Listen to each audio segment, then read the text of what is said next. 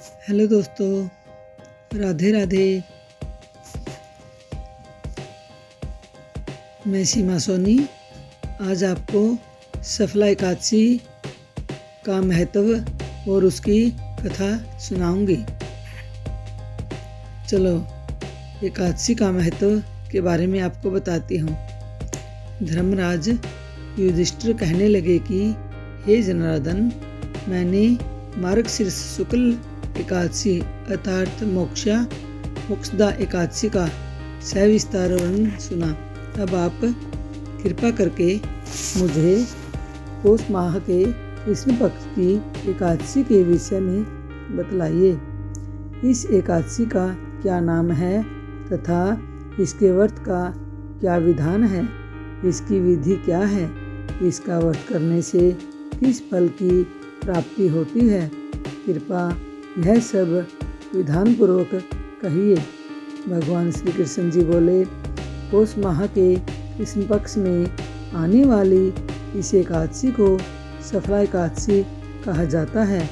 इस एकादशी के देवता श्री नारायण है। विधि पूर्वक इस व्रत को करना चाहिए। जिस प्रकार नागों में शेषनाग, पक्षियों में गरुड़, सब ग्रहों में चंद्रमा, यज्ञों में अश्वमेघ और देवताओं में भगवान विष्णु श्रेष्ठ है, उसी तरह सब व्रतों में एकादशी का व्रत श्रेष्ठ है। जो मनुष्य सदैव एकादशी का व्रत करते हैं वे मुझे परम प्रिय है। इसका महत्व मैं तुम्हें कहता हूँ, ध्यानपूर्वक सुनो। भक्त वत्सल भगवान श्री कृष्ण जी कहने लगे कि धर्मराज, मैं तुम्हारे स्नेह के कारण तुमसे कहता हूँ कि एकादशी के व्रत के अतिरिक्त में अधिक से अधिक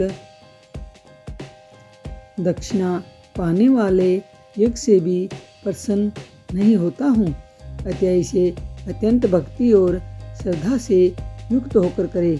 हे राजन, द्वादशी युक्त पौष कृष्ण एकादशी का महत्व तुम एकाग्रचित्त होकर सुनो। सफला एकादशी के व्रत की कथा। चंपावती नगरी में एक महिषमान नाम का राजा राज्य करता था। उसके 4 पुत्र थे। उन सब में लुम्पक नाम वाला बड़ा राजपुत्र महापापी था। वह पापी सदा पर स्त्री और वेश्यागमन तथा दूसरे बुरे कामों में अपने पिता का धन नष्ट किया करता था। सदैव ही देवता, ब्राह्मण, वैष्णवों की निंदा किया करता था। जब राजा को अपने बड़े पुत्र के ऐसे कुकर्मों का पता चला तो उन्होंने अपने राज्य से उसको निकाल दिया। तब वह विचारने लगा कि कहाँ जाऊँ और मैं क्या करूँ। अंत में उसने चोरी करने का निश्चय किया। दिन में वह वन में रहता और रात्रि को अपने पिता की नगरी में चोरी करता तथा प्रजा को तंग करने और उसे मारने का कुकर्म करता। कुछ समय पश्चात सारी नगरी भयभीत हो गई। वह वन में रहकर पशु आदि को मारकर खाने लगा। नागरिक और राज्य के कर्मचारी उसे पकड़ लेते किंतु राजा के भय से छोड़ देते। वन में एक अति प्राचीन विशाल पीपल का वृक्ष था। लोग उसकी भगवान के समान पूजा करते थे। उसी वृक्ष के नीचे वह महापापी लुम्पक रहा करता था। इस वन को लोग देवताओं की क्रीड़ास्थली मानते थे। कुछ समय पश्चात पौष कृष्ण पक्ष की 10वीं के दिन वह वस्त्रहीन होने के कारण शीत के चलते सारी रात्रि को सो नहीं सका। उसके हाथ पैर अकड़ गए। सूर्योदय होते होते वह मूर्छित हो गया। दूसरे दिन एकादशी को मध्याह्न के समय सूर्य की गर्मी पाकर उसकी मूर्छा दूर हुई। गिरता पड़ता वह भोजन की तलाश में निकला। पशुओं को मारने में वह समर्थ नहीं था। अतः पेड़ों के नीचे गिरे हुए फल उठाकर वापस उसी पीपल के वृक्ष के नीचे आ गया। उस समय तक भगवान सूर्यास्त हो चुके थे।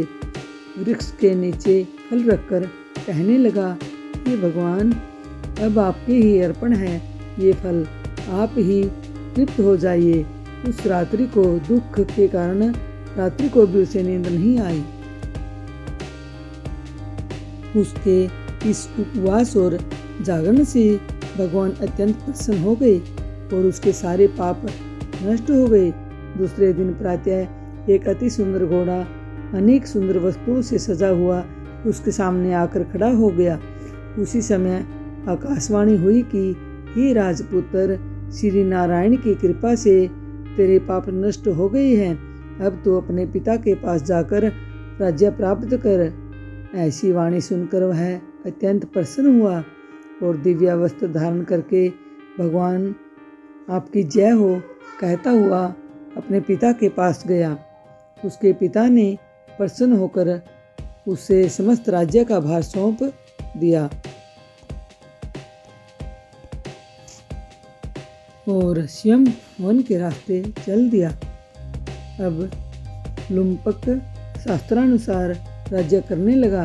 उसके स्त्री पुत्र आदि सारा कुटुंब भगवान श्री नारायण का परम भक्त हो गया। वृद्ध होने पर भी वह भी अपने पुत्र को राज्य का भार सौंपकर वन में तपस्या करने चला गया और अंत में पैंकुट को प्राप्त हुआ। अतः जो मनुष्य इस परम पवित्र सफला एकादशी का व्रत करता है उसे अंत में मुक्ति मिलती है, और जो नहीं करते वे पूंछ और सींगों से रहित पशुओं के समान है। इस सफला एकादशी के महात्म्य को पढ़ने से अथवा श्रवण करने से मनुष्य को अश्वमेध यज्ञ का फल मिलता है। धन्यवाद।